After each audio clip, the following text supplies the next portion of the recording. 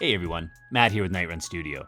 This enemy here who charges the player but doesn't deal any damage just feels wrong.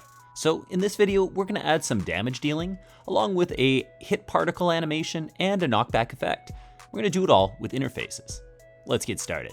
Now, if you've done any of my damage dealing tutorials in the past, you know that we usually use an on-collision enter method, which does a game object tag search and then has a method to actually deal the damage.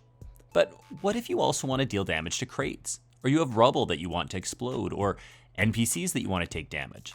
Suddenly you're writing a new method for every possible object you could want to deal damage with. An interface allows us to write just one method, and it can speak to every damageable object in your entire game. So, how's this all going to work? Well, first of all, everyone loves a good diagram, so let's head back there. You can see that I've now added a melee attack state, which will be our close range attack. And that's going to happen after a charge. So once the enemy begins to charge the player, if at any point he gets within attack range, we will call melee attack. Afterwards, we'll head back to patrol, as from there we can detect the player again and restart the whole thing. So let's get this process started. First of all, let's head into our states folder, where we can create a brand new C# script. We're just going to call this one melee attack state. Now we can open that up, but I'm also going to head back to my scripts folder where I'm going to actually create the interface we're working with. To do this, we're going to create another C# script. I'm going to call this one IDamageable. With interfaces, a common convention is to add the I for interface at the beginning and then able at the end. You don't have to do it, but that's why I'm naming it what I am. So what exactly is an interface and how does it work? Well, first of all, it's not a mono behavior. So let's make this a public interface and reuse the name IDamageable. One way of thinking of an interface is that it describes what will happen instead of how it will happen. So we can get rid of start and update and add a method called damage, which will pass along a float called damageAmount. We don't need to declare a body on our interface, as that will actually be described within the thing being damaged. So we can just put a semicolon. And that's it for now. That's all we need in here. Now that we've set up our interface, we can use it to figure out when we're going to move from charge state to melee attack state, which will happen if the player or other damageable object is within a certain range. Now inside of our charge state, you'll notice that we currently have a couple of transitions happening. Down here in our physics update, if our time runs out, we do this check for player to see if we should go back into player detected, or we go back to patrolling if the player is not there. If our time has not run out, we charge.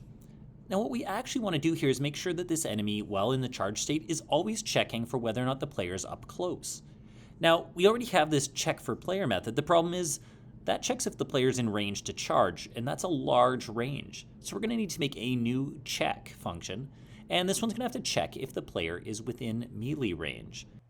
Now, we only want this to happen if our timer has not run out and we're still in charge mode. So we'll put it here in the else statement right above charge. We'll make this an if, and we'll use enemy.check for melee range, which we haven't created yet, but we will in a moment. Now, if the enemy is within that range, we'll just call enemy.switchState, and we'll head to enemy.meleeAttackState. So let's pop into our enemy script and set these things up. So first off, at the top here, we need to actually declare our state. So let's go into our states here, and we're going to make a public melee attack state, which we'll call melee attack state.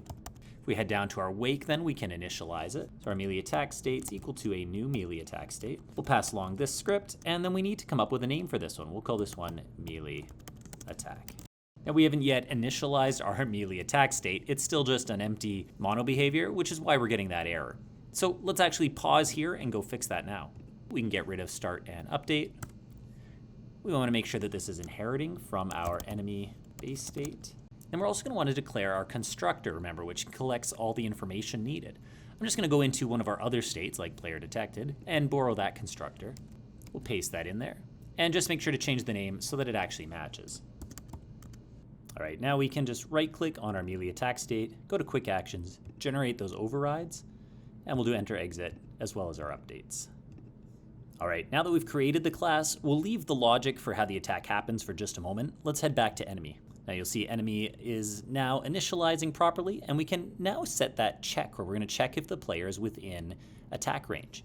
Let's just head down to our region for checks, where we check for obstacles, and here's our other check for player method. Let's actually just copy that. Now we'll just paste it in, and I'm just going to change the name to check for melee range. Actually, while I'm here, that's not a great name, so let's Command R. We can change that to check for melee target, which makes more sense. Now we're going to continue to use this ledge detector, which is just an empty object in front of our enemy. It'll continue to look in his facing direction. The only thing we need to change here is how far we want to check. Rather than a player detect distance, let's make this a melee attack distance. And we'll just leave it there for a second. And instead of hit player, let's call this hit melee target. And make sure that your name down below matches. Now for the moment it won't like that as we haven't created that variable, but we are now set up so that if we detect the player right in front of the enemy, it will return a true value from this method, and if not, it will be false. Now let's get rid of that ugly red squiggly line by going to our stat scriptable objects script. So under charge state, we'll just add that public float melee detect distance, which is just how far the enemy has to be from the player before he can attack. We're about ready to test this now, so let's just go into melee attack state, and in our enter method, print a debug log. Here we're just going to write entered plus and animation name. Remember we called the animation for this melee attack, so that should print in our console when we enter this state. Alright, so coming back into Unity, your console should be error-free at this point. I'm just going to click on my robot here, and click on his stats scriptable object, so that we can actually give him a melee detect distance. I'm going to just have it a distance of 1 for now, so if he's within 1 unit, he'll be close enough to attack. Now, if all is working correctly, the enemy should detect me, charge, and then when he gets close, entered melee attack. Excellent. All right, he's stuck in melee attack now, and so he's, really, you can do anything you want with him. We need to program our melee attack, so let's do that. So let's think about this. First of all, at the moment, we want this charge state to happen immediately. We've charged the player, we've gotten within 1 unit of him, now we're ready to actually do the attack. So I'm going to put this right inside of our enter method. I'm going to get rid of this debug, and the first thing I need to do is actually get a reference to the player. And to do this, I'm going to make a collider 2D array. We'll call it hit colliders, and we'll make it equal to a physics 2D overlap circle all. We're using an array here because I want the enemy to be able to deal damage to anything within his attack radius. So if there happens to be crates or rubble around, he'll deal damage to those as well as the player. Much like a raycast, this overlap circle will create an invisible detector in front of the enemy, and we just have to give it some parameters. So first of all, it will originate at the transform position of the enemy. Now for the distance, we'll reuse that reference to our stats that we had before. So we'll say enemy.stats, and we're going to put in our melee detect distance. Now I'll just back up as I forgot to say enemy transform position here. And finally, we need to say the layer we're looking for. We're going to create a new one here, which will be our damageable layer. Now at this point, it's not going to like that as we haven't declared this anywhere, and all of our other layers are in our enemy script. So let's go enemy.damageable layer, then pop over to our enemy script where we've got all of our layers here, and let's just create a new one, which we will call damageable layer. So now, immediately upon entering the melee attack state, our enemy will check for all damageable objects that are within its radius. All right, now we need to actually call the interface for all of those objects we find. So we're going to use a for each loop. Again, if you type for E and then double tap tab, it will generate all this syntax for you. And what we want to do here is cycle through all the collider 2Ds, we'll call them hit collider, that are inside of our hit colliders array. That's a lot of hit colliders, but essentially we're just looking at everything our enemy can hit. Now we're just going to check all of those colliders to see which ones belong to our damageable interface. So we'll make a IDamageable variable, which we'll just call damageable, which will be all of the hit colliders, and we'll look on them to see if they have the IDamageable interface. If they do, they'll be stored in this variable. So again, the beauty of this interface is that we don't have to look for a reference to a player health or a crate health or a rubble health. Anything at all that subscribes to IDamageable will be called up here. Now, while we are still within this loop, we're going to make an if statement. And if damageable does not equal null, which just means if we actually found something with the damageable interface, we're going to do damageable.damage. Remember, in our interface, we called this damage, and we're going to pass in a float, which will be our damage amount. Damage amount. And that doesn't exist yet. We could put it at the top here, but again, we're going to put this one into our stats. So we'll go enemy.stats.damage amount. And so now we just have to pop into our stat script and make sure that there actually is a damage amount in there. So here we'll add another header, and will be our melee attack state. And it needs to have a public float called damage amount. I'm going to save all of those. All right, so back in Unity, we've got a little work to do. First of all, we need to say what the damageable layer is. I'm going to click here.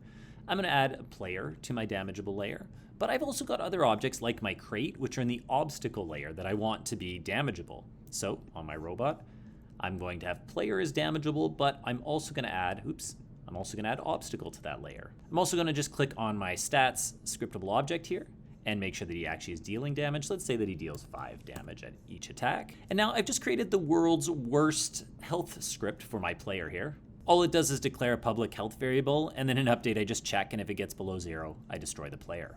I also created a crate health script that does the exact same thing. And now I just want to show how we can actually make our enemy, because of our interface, work on both of these, even though they're different script names, and they might have entirely different health systems that work totally differently. To do this, we're just going to, up here, along with mono behavior, we're going to have these also inherit from IDamageable.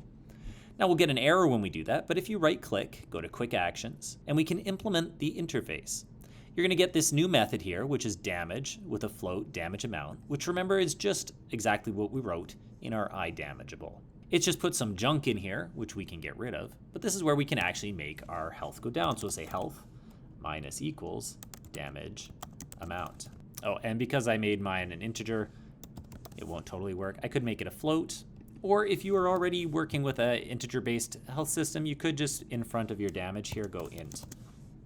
And that will just cast it as an integer so that that will work. Now I'm actually just going to copy this and use the exact same thing in my player health. Not forgetting, of course, to also have this inherit from IDamageable. Now at the moment I realize that these two are the exact same thing, but I could have them do completely different things when they happen. I could say debug.log, player animation showing me taking terrible damage. Meanwhile in my crate health, I could have something totally different happening when this method gets called.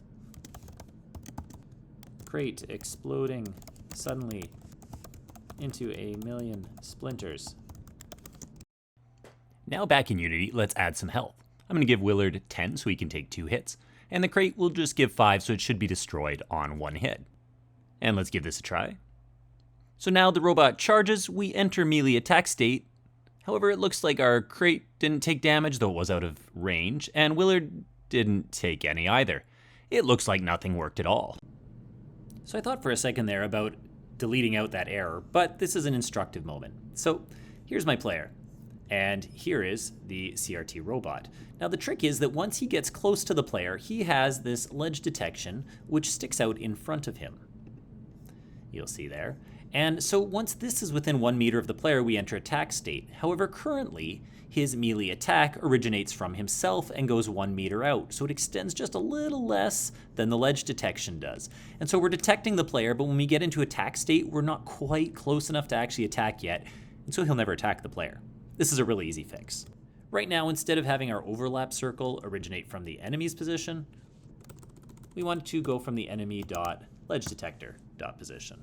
All right, so now once the enemy comes towards us and charges, once he gets close, you'll see player animation showing me taking terrible damage is triggered. Similarly, if he charges me through here, you'll notice that he attacked, and because I was within distance, he destroyed both me and, well, attacked both me and the box. So here the player took damage and the crate exploded into a million pieces. My health went down by 5 and the crate only had 5, so it was destroyed. All right, we are almost done. The only thing now is that our enemy is now perpetually locked in its state of attack, but because it only actually attacks when it enters the state, it's doing nothing, which is pretty useless. All right, all that remains now is to actually have him transition from the melee attack state back to patrol, where if he is close to the player, he can do the cycle over again and keep attacking with a slight delay, which allows the player to dodge. So here in our melee attack state, we're just gonna make it so that after he has finished all of this, he leaves. So after we've run that for each loop here, the next thing that we want to do is just switch states. We're going to go enemy.switch state, and we're going to have him switch to enemy.patrol state. They'll warn you ahead of time that because we don't have animations yet, this is going to look just a little odd. As our enemy sees me, charges, you'll see down here I took damage. 1 second as he goes back to his detection again, and then he destroyed me. They played really close together, but you can see here that he dealt the damage, then he went back to patrol, detected me, charged, and attacked a second time, 1 second later. So it is working, it just looks a little funny. And so the last thing I want to add is while we're not yet going to animate our enemy, I'm going to save that for our next video, I am going to add just a little animation to show that a hit has occurred. So I'm going to do something sort of similar to what I did with the exclamation mark. We're going to make a hit particle. So let's create an empty game object. We can just call this hit particle. And then I'm going to grab my animation bar and just set it up here. We'll create a new one. Let's call that hit particle as well. Got this super awesome hit particle that I made in very little time in Photoshop. So I'm just going to grab those 6 sprites, drag them up here into this, and then stretch them out so that instead of happening over 5, I'll drag them out to happen over 10 frames, just to make it a little longer. And hit play. Looks not bad, though I want it to happen in front of my player. So let's go to the hit particle sprite renderer. I'm going to move it all the way up to layer number 10 within the layer. Now I want to hit play. There we go. That's looking pretty good. One thing I want to do though is this final frame only lasts for 1 frame, and I actually want it to fade out a little. So I'll grab that one and paste it here at about 15 so that it stretches out. And then what I'm going to do is at the 10 mark, I'll hit record. I'm going to go to color, set my alpha to 100. And then at the end, I'm going to have my alpha go down to 0 so that it kind of fades out over those last 5 frames. It's full and then it fades. Now when we hit play, we just get a little dampening effect, and it's not quite so powerful at the end. Just going to dock my animation tab here, click on my particle, and turn off looping as we don't want it repeating. I'm also going to make this a child of my player, and then just center it right over top of him. Now in our animator, at the moment hit particle is the default for the layer, which means it'll play as soon as this comes awake, which is not what we want. I'm just going to right click and create a new empty state, which we can call idle. We'll make that our default, and then just make a transition from hit particle, as hit particle will be called in the script. We can click on the transition itself, and we're going to leave exit time on, but just make sure that it's at 1 so it plays the entire animation, and then we'll turn off duration. At this point, you can just open up whatever health script you have. Now the great thing about using interfaces here is that this damage method will work for our crate, our rubble, our NPCs, our player, everything, as damage calls it. But we can write different things inside of the method so that each behaves differently when they actually take the damage. So in whatever health script you're using, you'll want to make a public animator reference, which we'll just call hit particle anim. And then down in our damage method, before we subtract our health, we'll go hit particle anim.play, and then we just put the name of the animation, which is hit particle. Back in Unity then, we just need to click on our player and make sure that the hit particle anim box actually has the hit particle dragged into it. Now when we test and the enemy hits us, we get a nice particle effect showing we're actually taking damage, and eventually we die. It's starting to work pretty nicely here. However, it would sure be nice if we also had a knockback effect. So let's add that. Now that we have our interface set up, setting up a knockback effect is actually really easy to do. We'll start by making our parameters, so let's head into our stats scriptable object. So here under melee attack state, we're just going to create a public vector2, which we'll call our knockback angle. We'll also make a public float, which will be the knockback force. Now in Unity, we can click on the scriptable object for this enemy, and for knockback angle, I'm going to go with a 2 on the X and 1 on the Y. A 1-1 would be a perfect diagonal, and the 2 on the X just makes it so he goes more backward than upward. I'll also try a force of 5 to start.